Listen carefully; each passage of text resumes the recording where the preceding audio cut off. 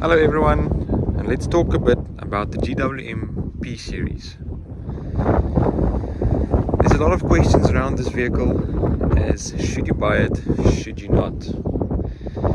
It's cheaper than all of its rivals with more equipment than all of them. So, where's the catch? First off, let's run through the specifications. Second hand, you can find one of these for around 400,000 Rand. New, it'll set you back around 480,000 Rand. This specific model in picture is a 2021 model 4x2 LS. This GWM has a 2-litre turbo diesel engine, 120 kilowatts, 400 Newton meters torque, with an 8-speed ZF gearbox. Now, with that being said, let's get into the good, the bad, and the ugly. The first thing that bothers me is when you open the door, the steering wheel is a bit thin. On the LT model, you do get a leather steering wheel, but I don't know if that's better. I'm yet to test that. But on this LS model, the steering wheel is a bit thin for me. The second thing that's bothering me is the tire pressure monitoring system. It comes on for no reason, especially if the tire pressures fall below 2.2, 2.3. So there's a built-in warning when your tire pressures get to that level, the warning comes on. With a bakkie, you tend to ride a bit lower pressures to have a better ride. So with this, you need to do 2.4, 2.5 to keep the warning system from keeping from going on.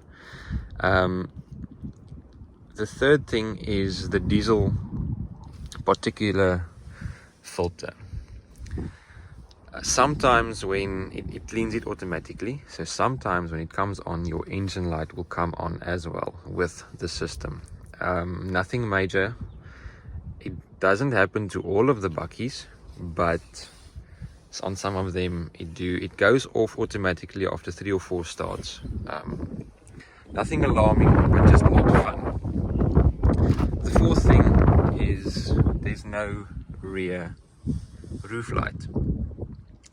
So it does get a bit dark at the back for your rear passengers. Now let's talk about the ugly. At the front of the vehicle you would find this logo. It represents a P for P-Series. On the side you get this logo, the same one. On the steering wheel you get the normal GWM logo, so 2 different logos. At the wheels you get the P-Series logo, and then at the back you get the normal GWM logo. So I would have preferred if they kept the same logo everywhere and not a mixture of them randomly.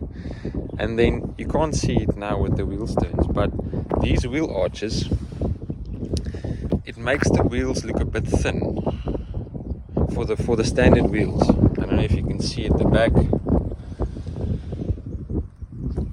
That can be sorted with aftermarket wheels, but that's what bothers me about this particular model. With all that being said, let's talk about the good. First off, let's talk about the engine. 2-litre turbo diesel. There's nothing wrong with it. I'll put it on par with Ford 2-litre turbo diesel, the single turbo. I think it's just as good as that. So I do like the engine. The second thing, the gearbox. 8-speed ZF. Probably the best gearbox you can get in any car today. It's just smooth, very good. Next, interior. Everything is soft to touch. The seats is very comfortable. Leather, although you don't get real leather, but it is very high quality leather that's being used. The parts, there's no rattles, everything feels solid. So yeah, that's very good. Now the next thing that I do like is the steering, the actual feel of the steering, the feedback that it gives you. There's a setting down there that you can adjust the steering the way you like it, to light, comfort or sports. I find that comfort is the best balance between having a light steering wheel in city driving, parking and whatever tight spaces, and then another thing is the steering feels a bit heavier when you go to motorway speed, so it adjusts it a bit. Also, when you are driving motorway speeds, it won't allow you to put the steering in the light setting, which I think is very good, very sensible. The last thing that I also want to mention is the overall features of this car. You know, the automatic lights, the automatic wipers, small things like that, it comes on immediately. You know, there's no delay. The wipers reads the rain very well. It doesn't go too fast, doesn't go too slow. Just everything works well and as it should be. The aircon is fast, it cools down fast, it heats up fast. Yeah, the infotainment is very responsive, it doesn't lag. The overall features of the car just works as it should. Nothing wrong with it, no delays, and I've been in cars where everything is lagging, there's bugs, and so far I haven't experienced anything like this with this car. Now the big question is, should you buy a P-Series? Well, to be honest, I can't find a reason not to buy a P-Series.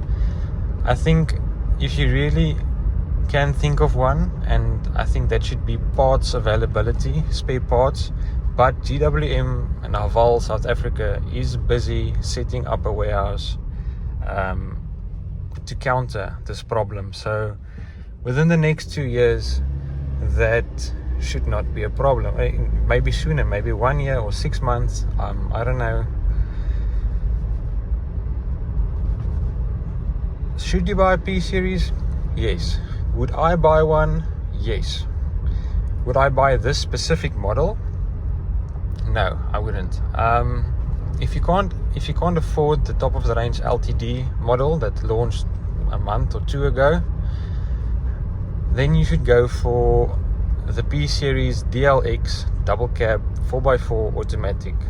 Reason being is it's a bit cheaper than this model, but it does come with a leather steering wheel, electric seats, a sunroof, and it costs a little bit less. So why wouldn't you go for that one? The interior looks a bit different. It doesn't got the quilted leather.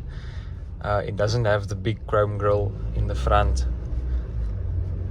I don't think it has the surveillance cameras around the vehicle like this has. So yeah, I think if you are a diehard Toyota or Ford fan, I think you're gonna struggle to move to the P-Series. But if you're sitting on the fence and you don't know really which way to go, why not go for a P-Series? I mean, if you are sitting on the fence, you don't really want the Range or Hilux anyway. So yeah, I think go look at the P-Series, go test it, and I think it should be worth your while. Thanks for watching. Please like and subscribe.